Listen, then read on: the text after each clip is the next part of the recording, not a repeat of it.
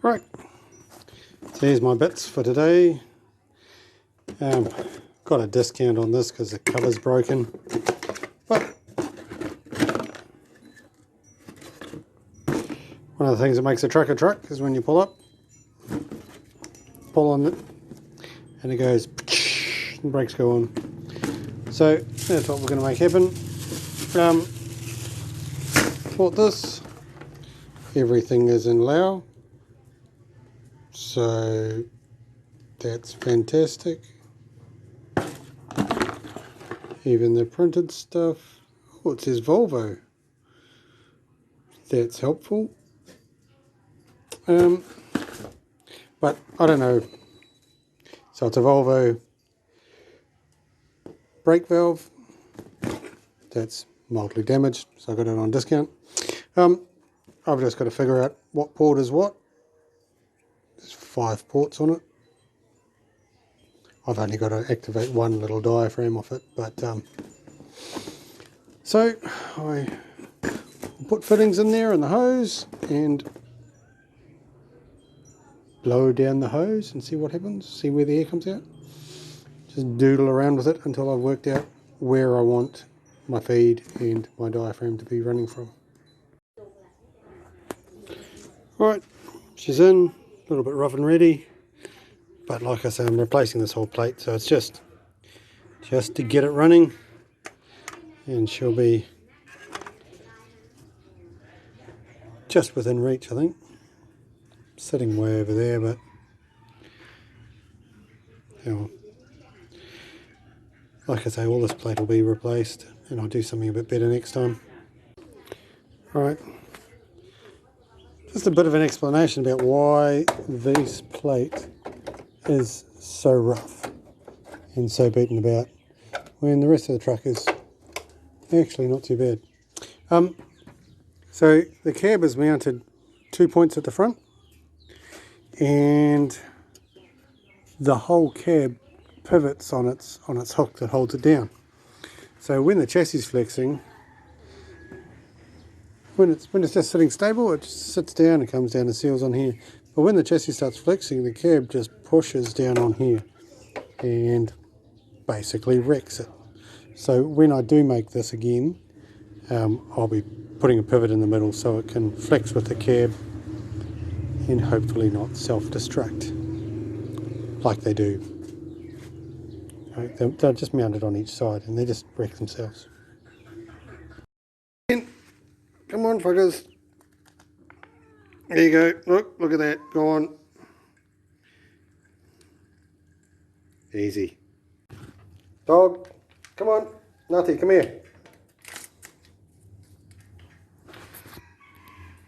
They all wind up eating each other's food anyway, so we give them all kitten food because that's what they love. And if we don't give it to all of them, then the kittens miss out.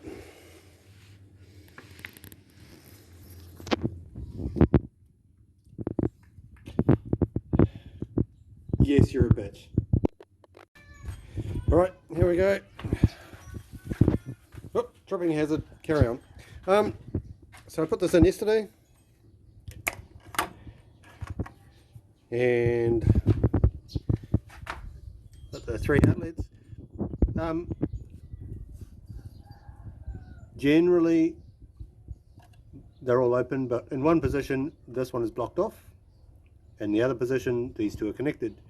So I'm going to hook the air up to this one and it'll come out here. In the other position this vents out somewhere. I couldn't tell where the air was going, but I can blow in it, but this one's blocked.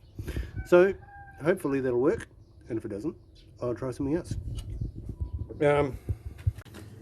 Okay, so that used to be attached to the drum, and this was attached to the body, and this one you pull upwards with all your manly power and it would lever about 5 to 1 and haul on the brake. That side of the truck is really busy. We've got air cleaners and gear linkages and drive shafts and all sorts of stuff going on down that side. So I'm going to pull everything down by the dog, down this side. Gonna have to get the drive shaft back in so I make sure it all clears, but it'll all be up in this area, hidden away and in the open, well, a bit more open than on the other side of the gearbox, on the other side of the transfer case. Alright, into it.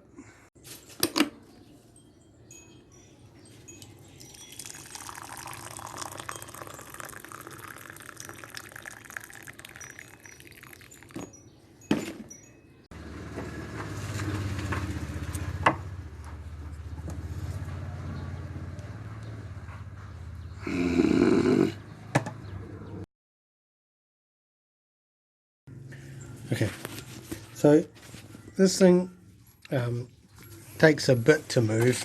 Yeah, if I can do this with my, see, takes a bit of strength. Obviously it pulls really light at the outer edge, and so I want this pulling the brake as hard as it can, which means I've got to crank it right up and have it pulling really hard, and then the air lets that off. So I've got to have the spring working where it's strongest, basically just on and off full compression, which just makes everything a bit more fun. That's all.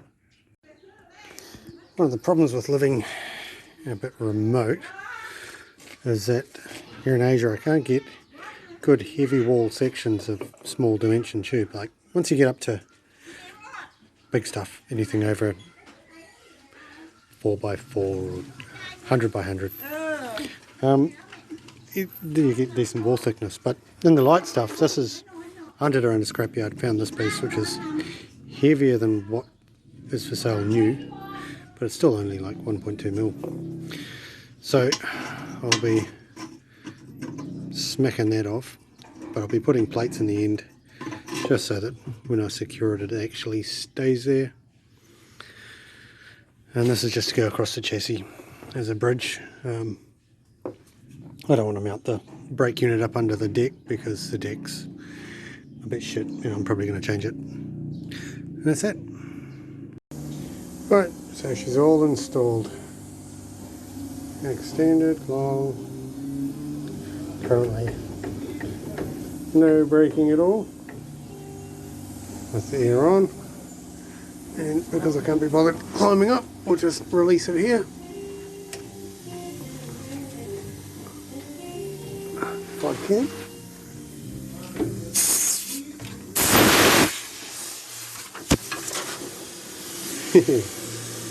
And that's locked up nice and tight.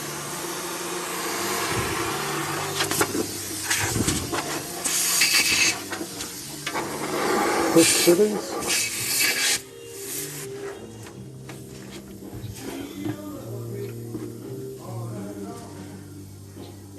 Come on.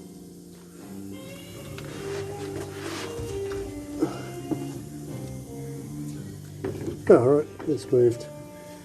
I didn't see it. Right, well, I got the park brake finally installed and working. This is only on about 50 psi.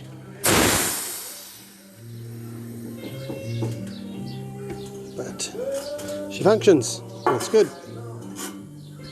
Right, now the whole reason to mess around with the park brake is because this brake system is air over hydraulic, and it works really well, stops really fast, it's all good, but it relies on the air, and if I lose air I have no brakes at all.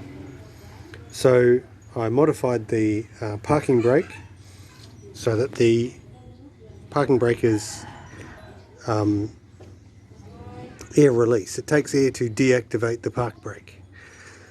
Now my lines only take 8 bar, and my system runs on about 10, so I put a little regulator in. Now what I've got to play around with it and make sure that this acts as a check valve. otherwise I'll have to put a check valve in it.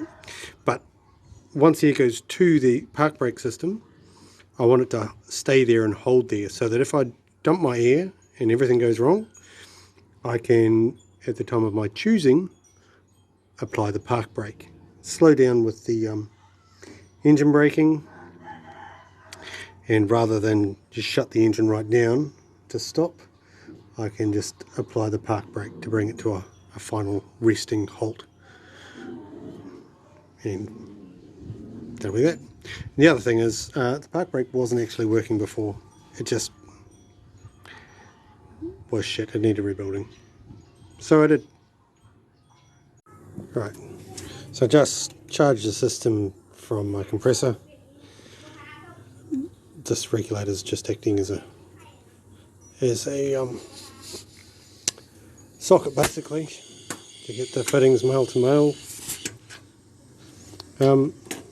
Right, so I've got a bit of pressure in the system, and I'm going to dump it back into the tank, and it just drops all the pressure out of my park brake. So I'm going to have to add a valve in here so that it can only go this way, and if I drop a line or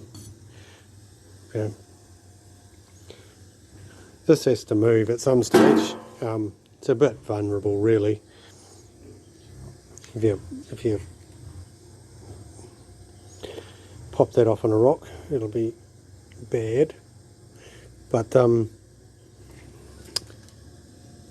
just in case I blow a hose off somewhere or the compressor dies, I just need a valve in here to maintain air so that park brake's deactivated until I throw the valve in the cab. Joy. G'day. Had a pretty good day today. Had a mate come around who's an auto electrician, and we got temperature gauge working and a few other bits and pieces tidied up. Noisy neighbourhood. Yeah, so that's good. And fired it all beast up. Everything's still working. I've got an air leak somewhere that I've just got to find.